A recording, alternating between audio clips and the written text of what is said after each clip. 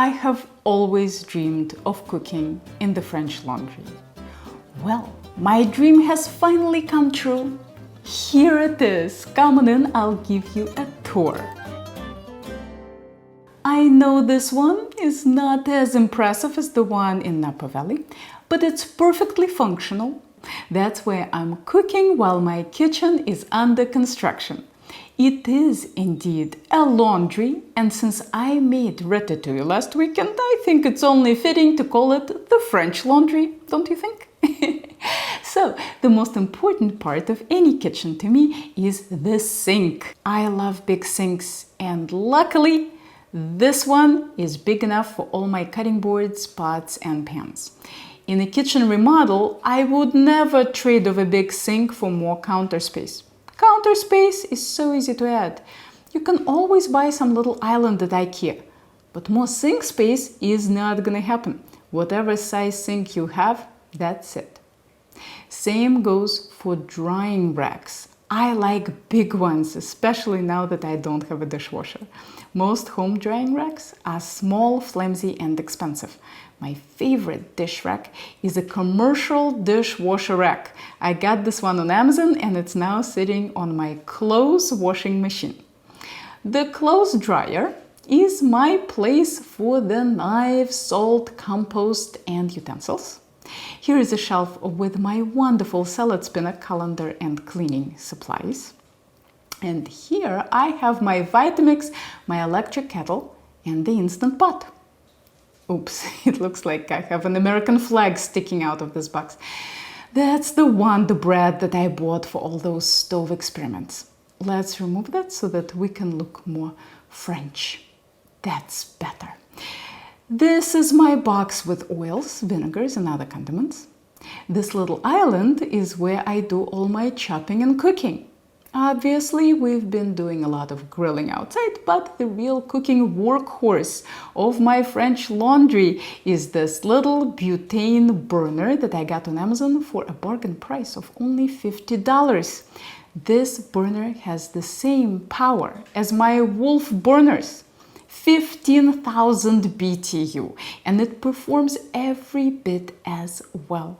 The only difficulty I've had with it is using it on a low heat outside. If there is any breeze, the flame goes out. Otherwise, it's really unbelievable.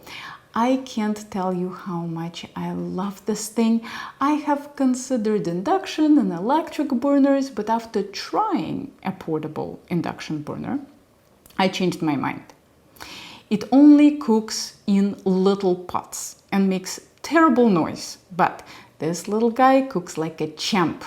I've made a paella in a 12-inch skillet with straight sides on this burner, and it came out as good as on my Wolf gas range. Just be aware that this burner is technically only approved for indoor use by professional chefs. That's what the caterers use. For the home cooks, it's suggested that you only use it outdoors. I'm guessing that's because some home cooks do really crazy things. One viewer once told me that I almost burned his house down. He tried to cook one of my braised recipes on the grill. My recipe said to put it in the oven for 4 hours, and he put it on the grill for 4 hours. Since I mentioned in the video that I don't necessarily stay home the whole time, I might go for a run or do some errands, he thought he could do that while his pot with short ribs was on his grill. And then he came back to his grill on fire. Look, all I'm saying is be responsible. Just because someone does something on YouTube doesn't mean that you should do that too. If you do get this burner, keep in mind that whether I use it inside or outside, I don't leave it unattended even for 10 seconds. And I don't suggest you do either. The little fuel canisters of butane don't last very long with this burner because it is very powerful, so fuel costs do add up. This is definitely not a long-term replacement for having a real stove, but if you are having company for Thanksgiving and need an extra burner, or if you're doing something very smoky like searing a steak and and you don't have a good hood. You could do it outside on this burner. It's way better and cheaper than those tiny electric or propane portable grills that city dwellers like to buy if they don't have room for a large grill. Let me show you how well this thing browns. This is the biggest pan you could put on a home stove. It's 12 inches with straight sides, and my bread is brown on the periphery of the pan almost as much as in the center. Some of the lighter patches are where the bread didn't make good contact with the pan. Other than that, it's pretty good. I can't believe it took me this long to discover this burner. It will make shooting videos so much easier since I won't have to move the camera and lighting as much from the counter to the stove and back. Are there any Steve Levitt fans among my viewers? He's the author of Freakonomics books and the People I Mostly Admire podcast.